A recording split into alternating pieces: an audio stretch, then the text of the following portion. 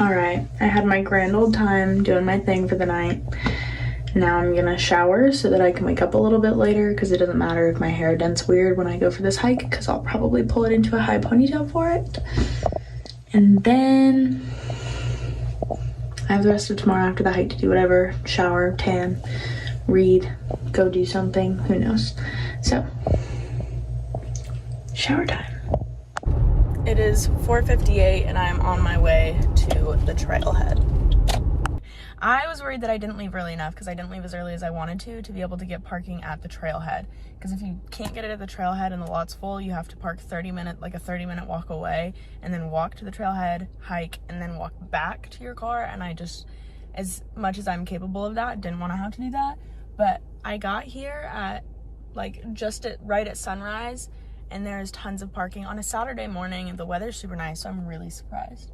But I am so stoked about that happening how it did. So, okay.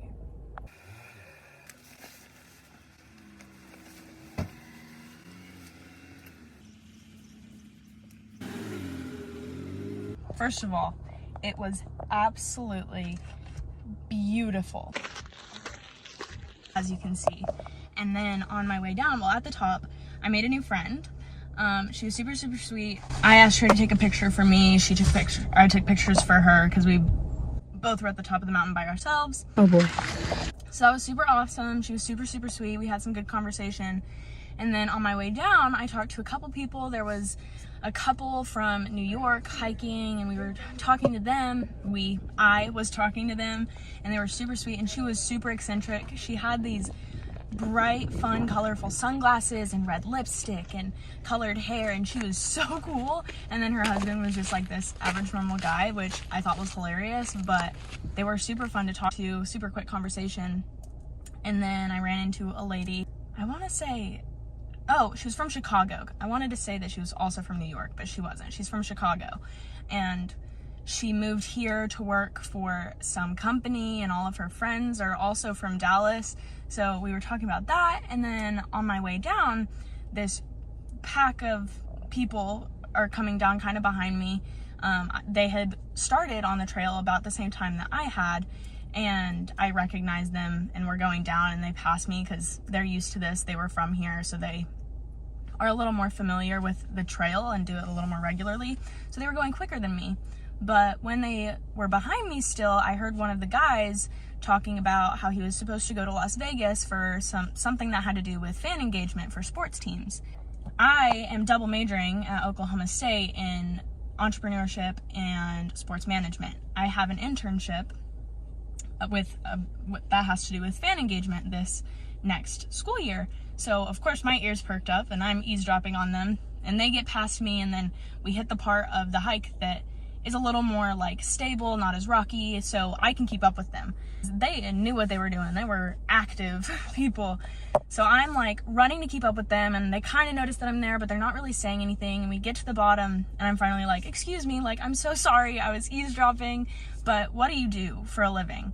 And he tells me, and then, we have a short conversation. He goes on his way, and then when him and I finished that conversation, his name was Rob. When him and I finished that conversation, the lady and other guy that were with him kind of walked past, and the guy is like, that was really cool, like, that you waited that long. I wouldn't have been able to hold it. Like, y'all kept up with it. Like, you kept up with us, and then asked at the end, like, I would have just interrupted. You totally could have just interrupted our conversation. And I was like, oh, no, I was working up the courage to talk, because I didn't talk to my uncles until I was 10 years old. So coming up to this group of strangers to be like, hey, what do you do for a living?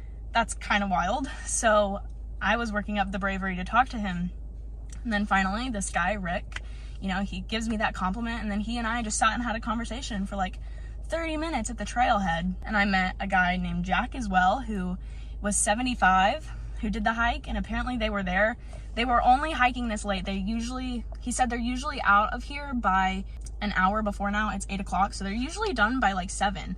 But they said the only reason that they were out hiking this late is because they were having a birthday party for this guy who used to hike this all the time, who's 85. He doesn't go all the way up now, but they were having this whole celebration for him that made him stay a little later. So I met all of these super cool people and had this long conversation with this guy about travel and different things I can do on my trip and jobs, just everything, our past, sports.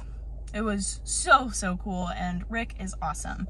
I don't know if you will ever meet Rick, but if you do, he is a cool guy, and so is Rob and Jack. And then the woman's name was Heidi. She didn't really say much, but she was pretty cool too. She had to get on her way. She got in her car and left, but she was awesome as well. So getting to meet all of them was super cool. And then the older guy, the 85-year-old, I think it was the 85-year-old they were throwing the party for. I'm not really sure, but different older guy said that I was quote unquote running down the hill, down the hike, and he was like, rule of thumb, if you pass older folks like me from now on, you have to say something. I don't remember. That's so sad. He said that you have to say, please forgive me, as you pass older folks on the mountain. I remembered.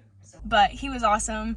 And I was like, oh, I'm sorry, and was smiling. And he was like, no, you're not, you're smiling. And I was like, I know, I'm a terrible liar. And he laughed and waved and drove away. I just love people, and that hike was so awesome. Like, getting to climb on those boulders.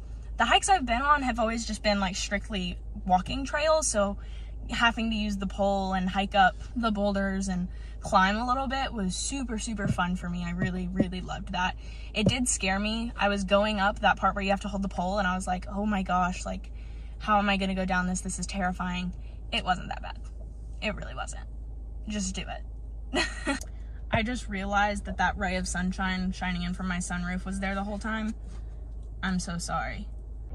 I had a terrible hair situation happening. I'm gonna tan and then shower, probably fix it. So, how it is. But I'm getting breakfast at Delight, and I'll tell you how it is later, but I'm so excited. It looks really good. So, I'm excited.